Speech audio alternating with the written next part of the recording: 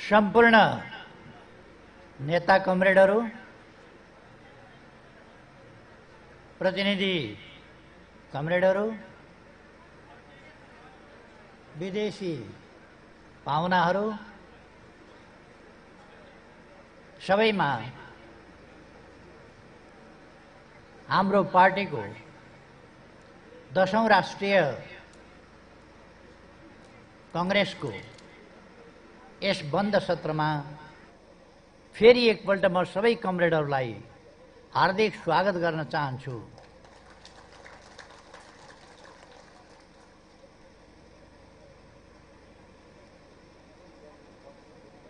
हामी यति बेला हिजो मात्रै हामीले ऐतिहासिक रूपमा उद्घाटन समारोह अत्यन्तै भव्यताका साथ, ऐतिहासिक रूपमा जनसहभागिताका साथ, अत्यन्तै उल्लासमय वातावरणमा विभिन्न पार्टीहरू, देशभित्र र देश बाहिरका विभिन्न पार्टीहरू समेतको उपस्थिति र शुभकामनाका साथ, आम नेपाली जनताको समर्थन, शुभेच्छा र साथ सहयोगका साथ सम्पन्न गरेका छौं र आज हामी बन्द सत्र प्रारम्भ गरिरहेका छौं। यति बेला हाम्रो देशलाई, हाम्रो आन्दोलनलाई यस ठाउँसम्म ल्याइ पुर्याउन आफ्नो जीवन आहुति गर्ने, बलिदान दिने सम्पूर्ण अमर शहीदहरूप्रति सिंगै पार्टीको तर्फबाट श्रद्धासुमन अर्पण गर्न चाहन्छु। यति बेला हाम्रा अग्रजहरू यस आन्दोलनलाई बाटो देखाउने, यस आन्दोलनको स्थापना गर्ने, यस आन्दोलनलाई विचार दिने, यस आन्दोलनलाई नेतृत्व दिएर अगाडि बढाउने हाम्रा अग्रजहरू पुष्पलाल, मदन भण्डारी, मनमोहन अधिकारी लगायतका नेताहरूप्रति विशेष आदर सम्मान अर्पण गर्न चाहन्छु।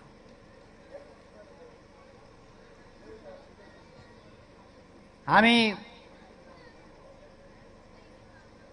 यति बेला एउटा विशेष परिस्थितिबाट अगाडि बढिरहेका छौं। विशेष अवस्थाबाट हाम्रो देश गुज्रिरहेको छ। हामी हाम्रो भूमिका सत्ता पक्षबाट प्रतिपक्षमा परिवर्तित भएको यस अवस्थामा र त्यो परिवर्तन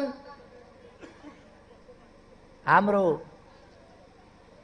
कमी कमजोरीको कारणले अथवा जनताबाट समर्थन प्राप्त नगरेको कारणले होइन, तर हाम्रा विरोधीहरूका जाल झेल षड्यन्त्र, असंवैधानिक अलोकतान्त्रिक क्रियाकलापका कारण हाम्रो भूमिका परिवर्तित भएको अवस्थामा हामी छौं।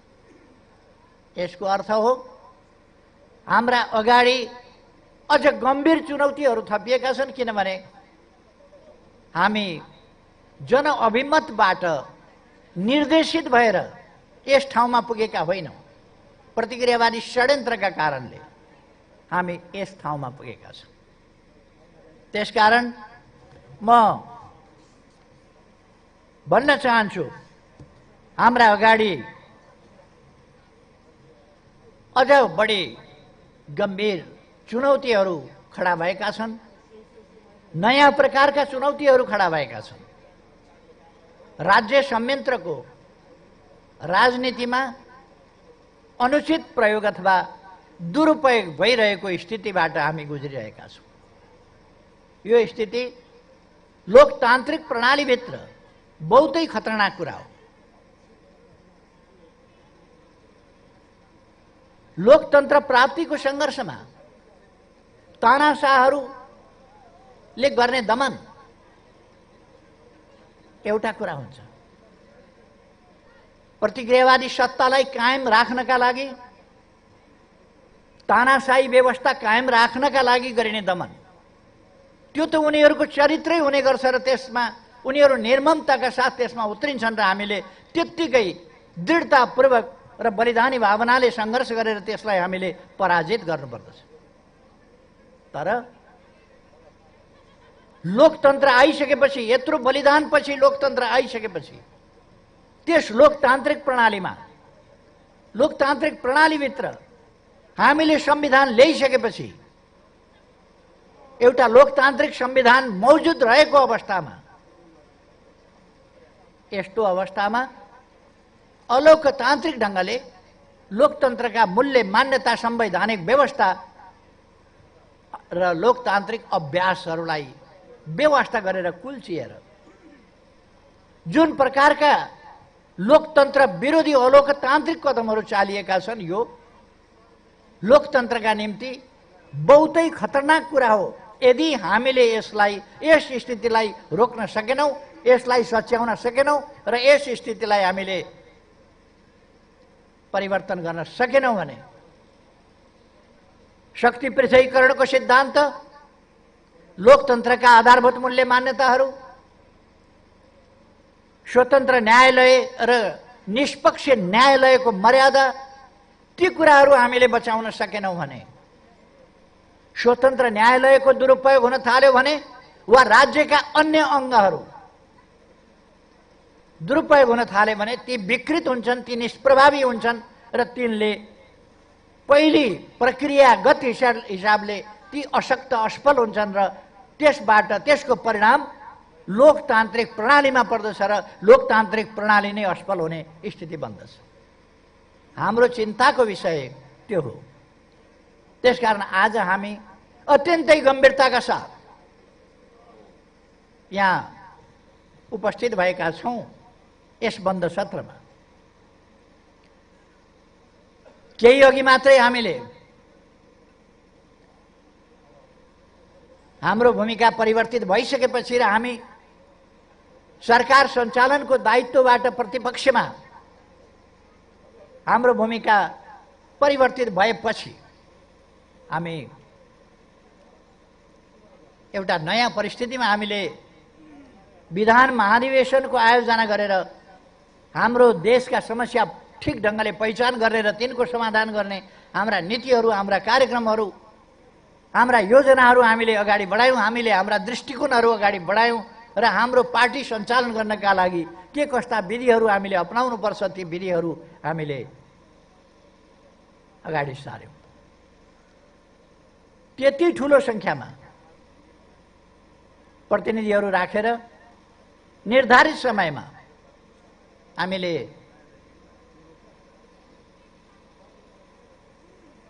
अत्यन्तै सौहार्द, अत्यन्तै एकताबद्ध ढङ्गले उत्साहपूर्ण वातावरणमा त्यो महाधिवेशन सम्पन्न गर्यौँ। 2 महिना नपुग्दै अर्को महाधिवेशन यति जनसहभागिता र यति उत्साहका साथ भइरहेको छ। यति बेला यस महाधिवेशनबाट हामीले 2टा काम गर्नु थियो। मैले हिजो पनि भने 2टा काम गर्नु थियो हामीले। एउटा जनपरिचालन र एमाले कमजोर भयो, सिद्धियो, अब एमालेलाई सिद्ध्याइयो भनेर खुसी मनाउनेहरूको खुसीलाई क्षणिक रूपमा परिणत गरिदिने र उनीहरूको स्वप्न भङ्ग गरिदिने, जनसमर्थन कोसँग छ भन्ने कुरा अलिकति प्रकट गरिदिने आंशिक रूपमा, त्यो कुरा हामीले अत्यन्तै सफलताका साथ हिजो गर्यौँ। पहिलो पाठ। दोस्रो पाठ,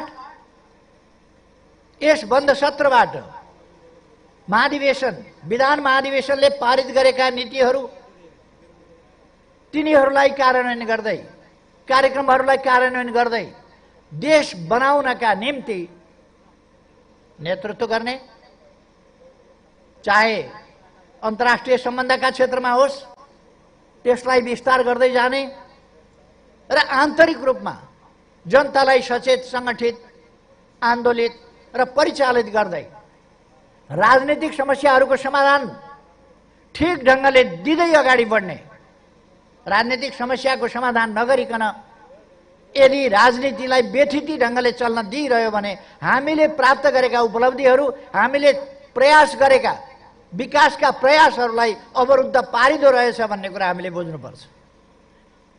त्यसकारण पहिलो कुरा त हामीले फेरि पनि हाम्रो राष्ट्रको सामाजिक परिवर्तनको, अग्रगामी परिवर्तनको, विकासको, सुशासनको, स्वच्छताको, पारदर्शिताको यस आन्दोलनलाई सही ढङ्गले अगाडि बढाउने हो भने हामीले यसका लागि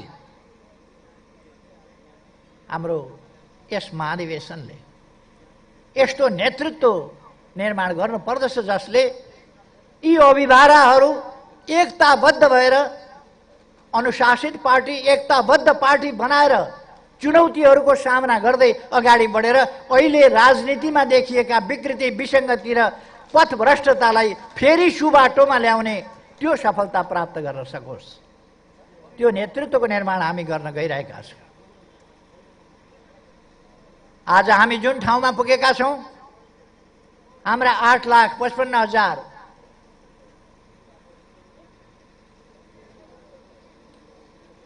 भन्दा बढी सदस्यहरूको साझा प्रयास, हाम्रा समर्थक शुभेच्छुकहरूको सहयोग र प्रयास र हाम्रा मित्रहरूको पनि साथ, सहयोग, नैतिक समर्थन, यी सबै कुराहरूको योगदान छ यसमा। साझा प्रयास, साझा बुद्धि, साझा विवेक, साझा परिश्रम, साझा मेहनत, सबै कुराको प्रतिफल यो। आज हाम्रो पार्टीलाई समर्थन जनाउनका लागि, हाम्रो महाधिवेशन सफल होस् भन्ने शुभकामना दिनका लागि थुप्रै देशहरूबाट साथीहरू, कोही हिजै फर्किनुभयो, कोही आज बिहानै फर्किनुभयो, कोही केही समय अगाडि फर्किनुभयो, केही अहिले फर्किँदै हुनुहुन्छ, केही साथीहरू अरू फर्किनुहुनेछ पछि। यसरी हामी व्यापक समर्थन प्राप्त गरिरहेका छौँ र अरू जो आउन सक्नु भएन विविध कारणले उहाँहरूले हामीलाई शुभकामना सन्देशहरू दिनुभएको छ। यति बेला जो हामीलाई शुभकामना दिनका लागि कष्ट गरेर यहाँसम्म आउनुभएको छ उहाँहरूलाई धन्यवाद भन्न चाहन्छु। उहाँहरूका शुभकामनाका शब्दहरूका लागि धन्यवाद भन्न चाहन्छु सिङ्गै पार्टीको तर्फबाट। I am talking about you. Thank all the foreign delegates who have come here to extend their strong support and best wishes for the successful future of our movement, of our party and our country. You are here to extend us best wishes. Extend your greetings on behalf of your parties, your organizations, your people, and your government also, and your parliaments as well. So I would like to thank from my heart on behalf of entire party, CPN, UML's entire cadres, and who have sent their messages of greetings. I would like to thank to all of them who supported us and sent messages of greetings.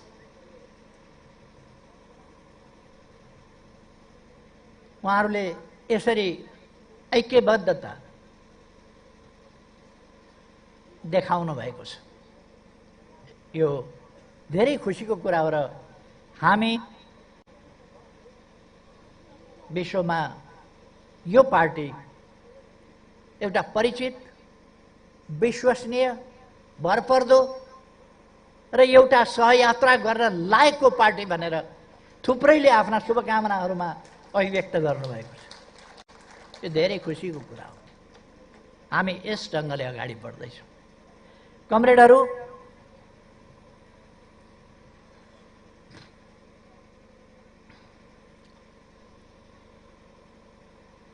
हामी जसरी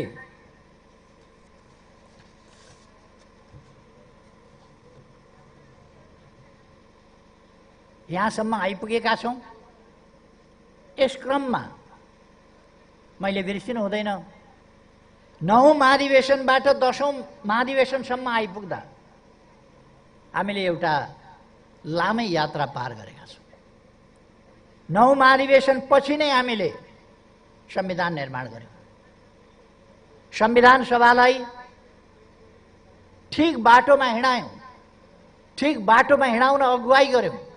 राजनीतिक पार्टीहरूलाई एक ठाउँ ल्याउन, संविधान निर्माण गर्ने कुरामा सहमति जुटाउन र संविधान जारी गर्न, विभिन्न व्यवधानका बावजुद संविधान जारी गर्न हाम्रो पार्टीको अहम भूमिका रह्यो, ज्यादै महत्त्वको भूमिका रह्यो।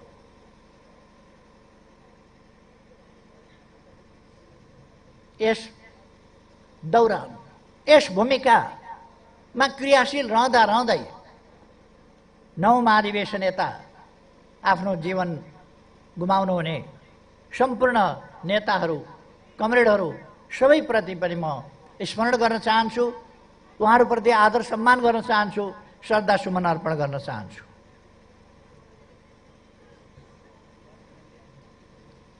हामी सबैलाई थाहा छ, हामीले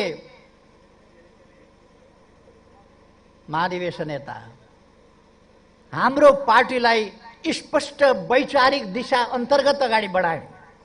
के हो नेकपा एमाले, के हो यसको नीति, कता जाने हो, यसको रङ के हो, कतिले जेन्डरका बारेमा प्रश्न उठाए, अनेक प्रकारका दुर्वाच्यहरू बोले। वास्तवमा परिस्थिति पनि त्यस्तै अन्योलग्रस्त थियो, वैचारिक हिसाबमै अन्योलग्रस्त।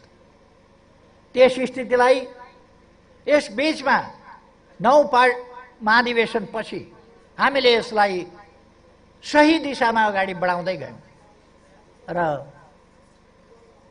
स्पष्ट नीति सहित जनताको बहुदलीय जनवादलाई कार्यान्वयन गर्दै जाने, समाजवादका आधार तयार गर्दै जाने, लोकतान्त्रिक आन्दोलनलाई सबल बनाउनका निम्ति पहिले त लोकतान्त्रिक आन्दोलनको मियो नेकपा एमाले, वामपन्थी आन्दोलन, प्रगतिशील आन्दोलन, सामाजिक परिवर्तनको अग्रणी आन्दोलन, यसलाई नेतृत्व गर्नका लागि नेकपा एमाले सक्षम हुनु पर्यो।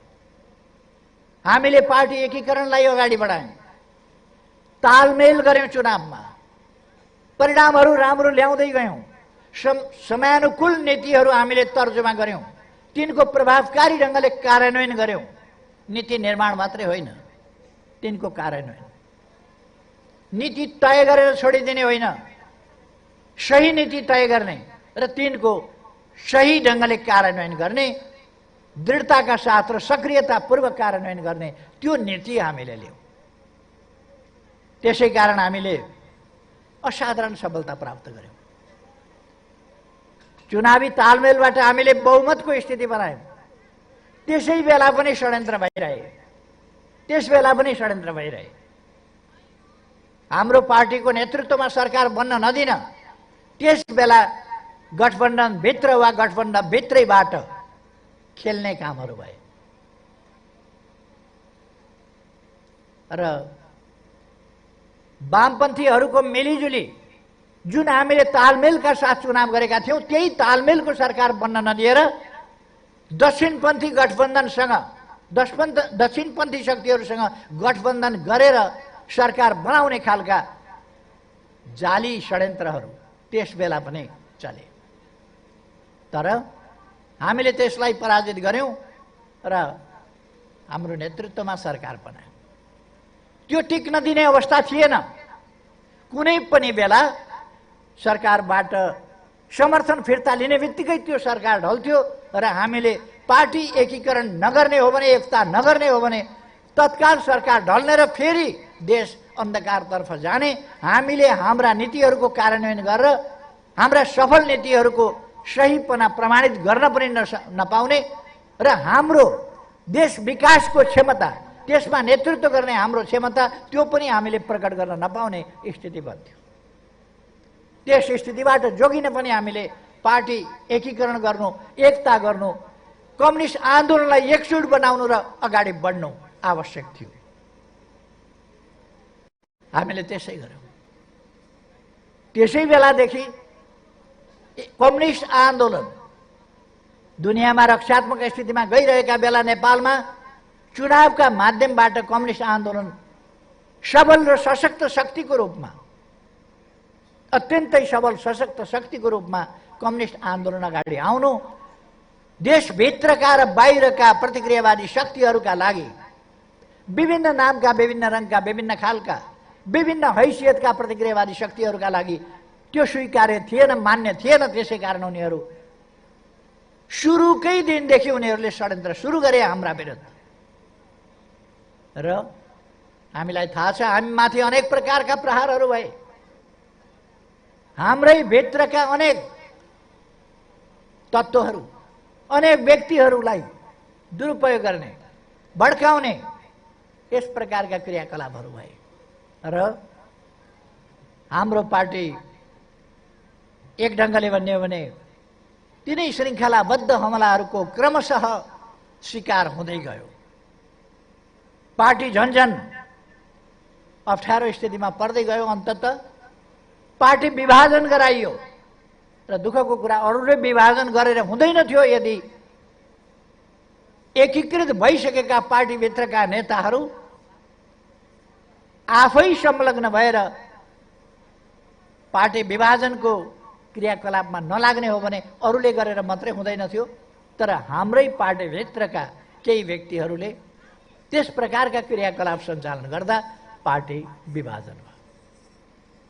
दुईपल्ट विभाजन भयो, तपाईँ हामीलाई थाहा छ।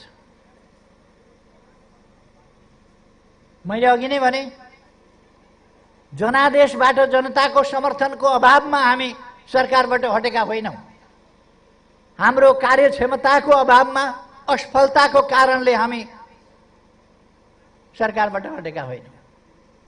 षड्यन्त्रका कारणले, असंवैधानिक ढङ्गले मर्यादित र राजनीतिमा निष्पक्ष राख्न पर्ने, राजनीतिमा संलग्न हुन नहुने, गराउन नहुने शक्तिहरू संलग्न भए हाम्रा विरुद्ध। त्यस प्रकारको एउटा स्थिति बन्यो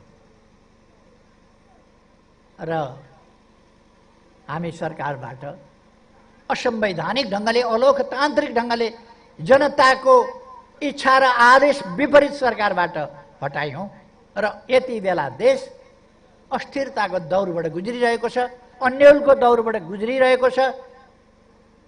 लोकतन्त्रका जुइनाहरू कमजोर, नटबल्टुहरू कमजोर पार्ने क्रियाकलापहरू भइरहेका छन्। आर्थिक अनियमिततातर्फ देश धकेलिएको छ। यस्तो बेलामा हामीले बढी सजग भएर अगाडि बढ्न छ र हाम्रो यस महाधिवेशनको, यस बन्द सत्रले हामी अन्तिम चरणतिर छौँ। यी सबै कुराहरूको गम्भीरतालाई ध्यानमा राखेर, यी सबै कुराको गम्भीरतालाई मनन गरेर हामी अगाडि बढ्नुपर्नेछ।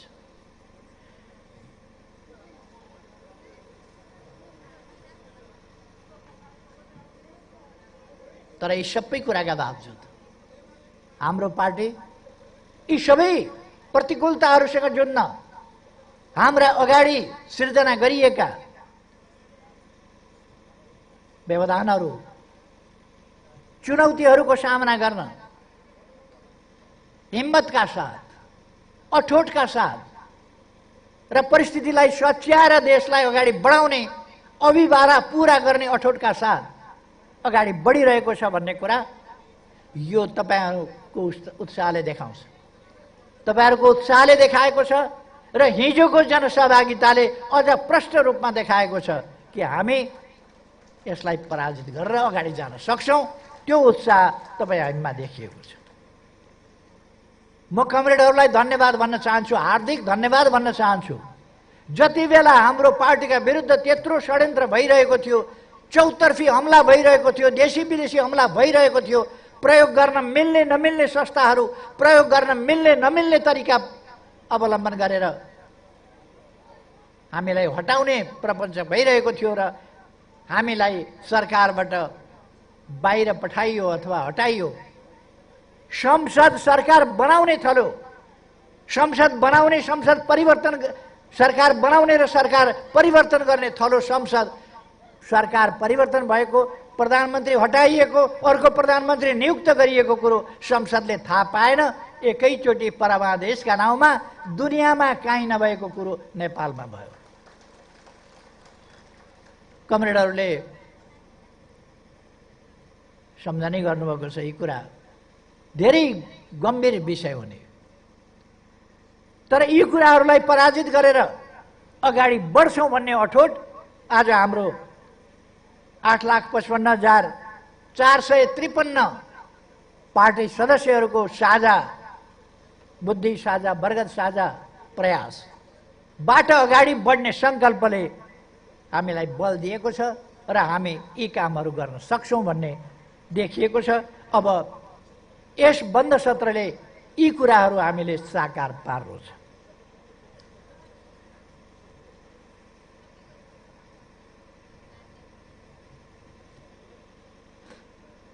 हामीले पार्टीलाई विचारमा एकता,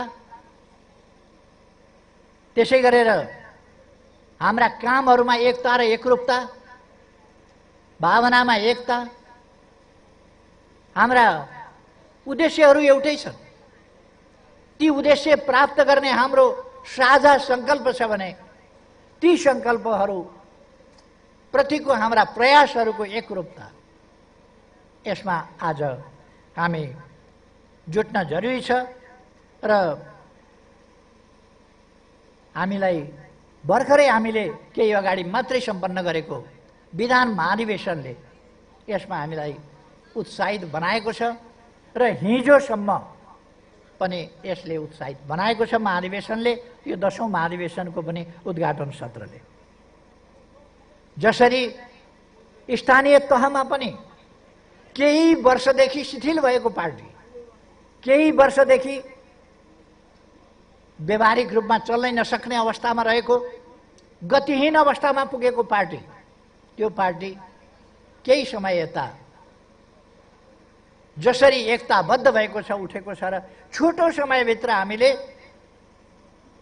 6000 भन्दा बढी वडा अधिवेशनहरू,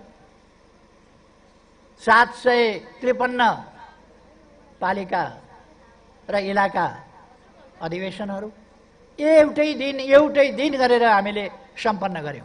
यसले हाम्रो पार्टीको सामर्थ्य देखाएको छ र अरूले त्यस्तै कुराको देखासेखी गर्न सफल होस् कि नहोस्, तर त्यस्तै कुराको देखासेखी गर्न कर लागेको छ।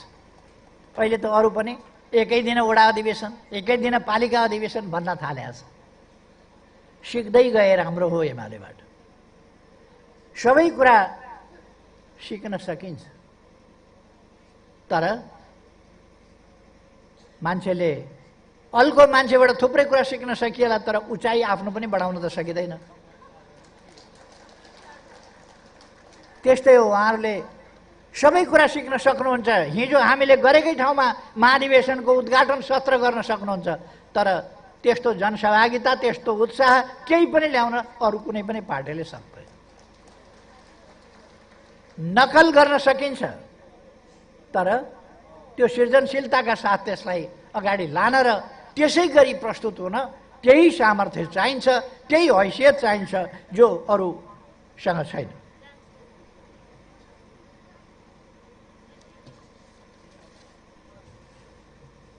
म कमरेडहरूलाई धन्यवाद भन्न चाहन्छु। आम रूपमा भन्ने हो भने यसपल्टको प्रतिनिधि छनौट कहीँ केही सानातिना असन्तुष्टिका कुरा भएका हुन सक्दछन्।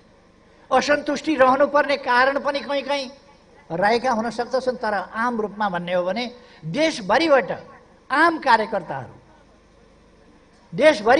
कार्यकर्ताहरू सर्वसम्मतिका साथ आउनुभएको छ। सानो कुरा होइन। यति धेरै प्रतिनिधिहरू सर्वसम्मतिका साथ छानिनु भएको छ। यो धेरै खुसीको कुरा हो र यसले पार्टीमा हामी पार्टीभित्र लोकतन्त्रलाई कसरी प्रयोग गर्छौँ भन्ने कुरा म बारम्बार भनिरहेको छु। पार्टीभित्र लोकतन्त्रको मुख्य स्वरूप समझदारी हो, सहमति हो, एकता हो। एकताबद्ध ढङ्गले, समझदारीपूर्ण ढङ्गले सहमतिका साथ अगाडि बढ्नु पार्टीभित्रको मुख्य लोकतन्त्र हो। प्रतिपक्षसँगको हाम्रो सङ्घर्ष प्रतिस्पर्धामा हुन्छ। पार्टीभित्रको प्रतिस्पर्धा मूल्याङ्कनका आधारमा हुन्छ। पार्टीभित्र मूल्याङ्कनका आधारमा प्रतिपक्षसँग विपक्षीहरूसँगको हाम्रो प्रतिस्पर्धा त्यो प्रतिद्वन्दिता, त्यो प्रतिस्पर्धाकै आधारमा हुन्छ।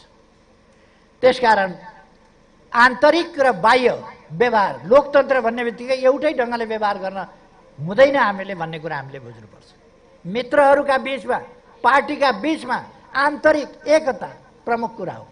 एकताका लागि चाहिने समझदारी मुख्य कुरा हो। प्रतिपक्षसँग प्रतिस्पर्धाको तयारी, त्यसका निम्ति सम्पूर्ण पक्षहरूको तयारी, त्यो मुख्य कुरा हो।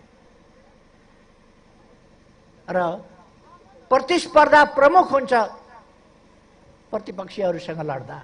विपक्षीहरूसँग लड्दा प्रतिस्पर्धा मुख्य कुरो हुन्छ। पार्टीभित्र अगाडि बढ्दा एकता मुख्य कुरो हुन्छ। पार्टीभित्र प्रतिस्पर्धा मुख्य कुरा होइन, एकता मुख्य कुरा हो, जसबाट हामीलाई बल प्राप्त हुन्छ विपक्षीसँग एकताबद्ध भएर लड्नका लागि। यो कुरा हामीले थाहा पाउनुपर्छ।